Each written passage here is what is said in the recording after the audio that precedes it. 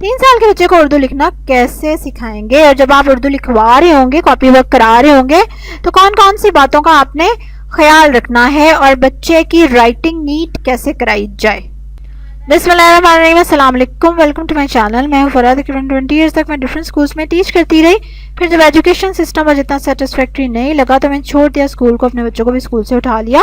अब मैं उनको घर पे ही पढ़ा रही हूँ। उनके लिए जो नई चीज़ें सीखती हूँ अपने चैनल पे शेयर करती हूँ। जो लोग इंटरेस्टेड हो ज़रूर सब्सक्राइब करें मेरे चैनल को और बेल आइकन पे भी ज़रूर क्लिक करें। चलें जी, फटाफट से हम अब कॉपी पे काम कराते हैं। ऑलरेडी मैंने आपको बताया हुआ है कि आपने बच्चे को शुरू कैसे कराना है काम, ठीक है। ट्रेसिंग करानी है, फिर डॉट्स पे लाना है, फिर 1 डॉट, इस तरह से। ये वीडियोस डिस्क्रिप्शन में हैं, आप देख सकते हैं। ठीक हो गया।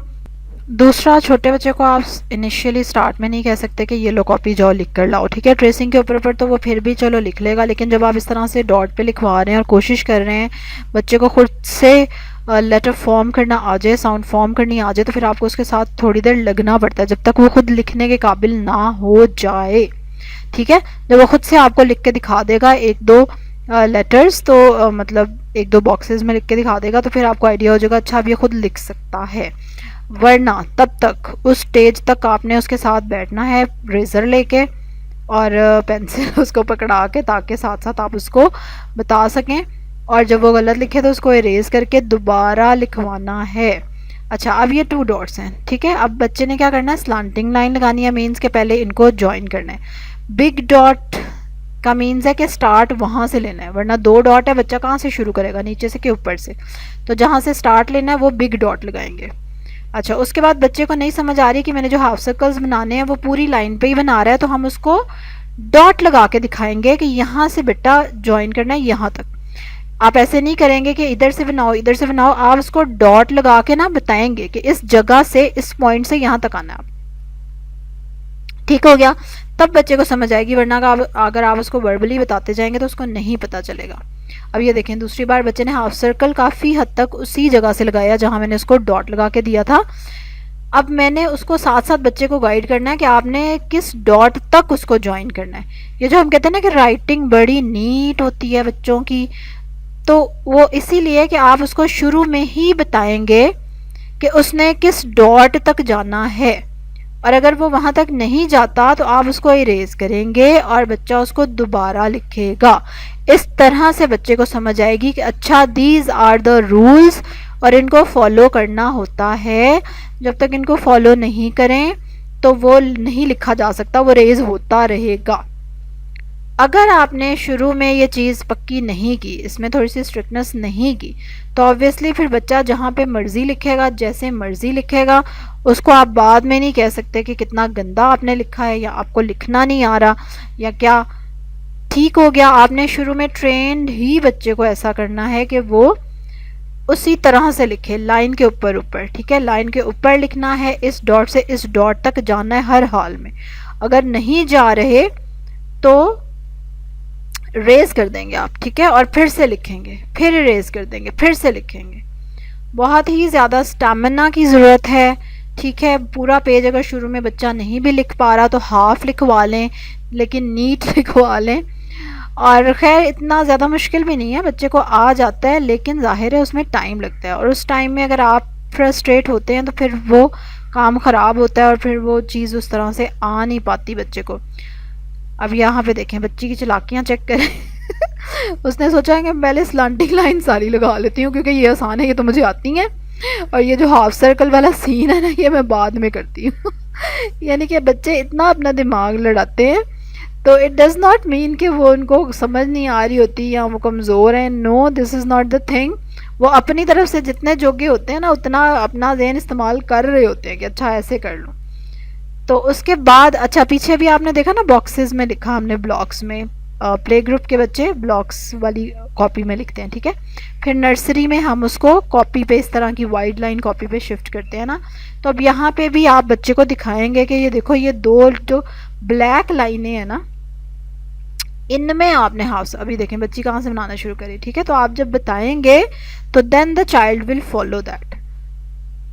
तो आपने ये ज़रूर ध्यान में रखना है कि आपने वो चीज़ बताई है कि नहीं, बताएं, करके भी दिखाएं। जितनी बार हो सके उतनी बार बताना है, जितनी बार करके दिखाना पड़े उतनी बार करके दिखाना है।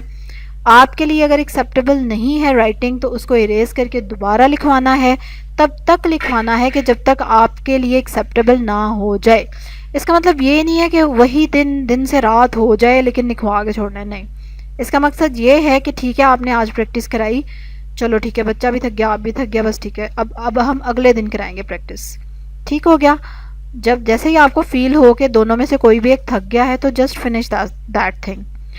तो इस तरह हम, कोई बात नहीं, वो चीज़ हम दिनों में कर लेंगे तो नो प्रॉब्लम, हफ्तों में कर लेंगे तो नो प्रॉब्लम, एटलीस्ट हम अपना ऑब्जेक्टिव तो अचीव कर लेंगे ना राइटिंग का, ठीक है, नीट राइटिंग का। और दूसरा ये कि बच्चे को हमने आराम सुकून से इजी होके राइटिंग सिखा दी, पैनिक हुए बगैर। इतना ज़्यादा टाइम आप स्कूलों में नहीं ले सकते। जब आपका बच्चा स्कूल जाता हो तो उसको जब एक लेटर करा दिया जाता है तो उसके बाद उस लेटर की उतनी प्रैक्टिस के लिए टाइम नहीं दिया जाता। एक दिन, 2 दिन या तीसरे दिन उससे अगला लेटर करा दिया जाएगा। अभी बच्चे को पिछला ही नहीं लिखना आ रहा होता तो अगला करा दिया जाएगा, और जब आप लेटर्स करा रहे होंगे फ़ौरन से ही टेस्ट आ जाएगा जिसमें बच्चे को सारे लेटर्स लिखने आने चाहिए, जो कि नहीं आते होंगे, फिर आप और फ्रस्ट्रेट होंगे। ठीक है, फिर इसी तरह से पेपर्स आ जाते हैं एकदम से हाफ सेमेस्टर के, और फिर और आपको लगता है कि आपका बच्चा प्रिपेयर्ड नहीं है, और फिर आपका बच्चा नालायक है, और अब मैं क्या करूं, अब मैं कौन से ट्यूशन में भेजूं। तो ये इस तरह से चक्कर चल रहा होता है कि जिसमें हम बुरी तरह से फंस जाते हैं और हमें समझ नहीं आता। इसलिए बिल्कुल तरस खाएं अपने बच्चों पे और उनको प्ले ग्रुप, नर्सरी, प्रेप कम अज़ कम घर करा दें, वरना आप उसको मैट्रिक तक भी घर में काम करा सकते हैं। अब तो मैंने आपके लिए काफ़ी सारी वीडियोस बना दी हैं सिलेबस समेत, मैट्रिक के पेपर कैसे देगा, 9th के पेपर कैसे देगा, सर्टिफिकेट कौन देगा, सब कुछ मैं बना चुकी हूँ ऑलरेडी। जिन्होंने नहीं देखा हुआ वो ज़रूर देख लें।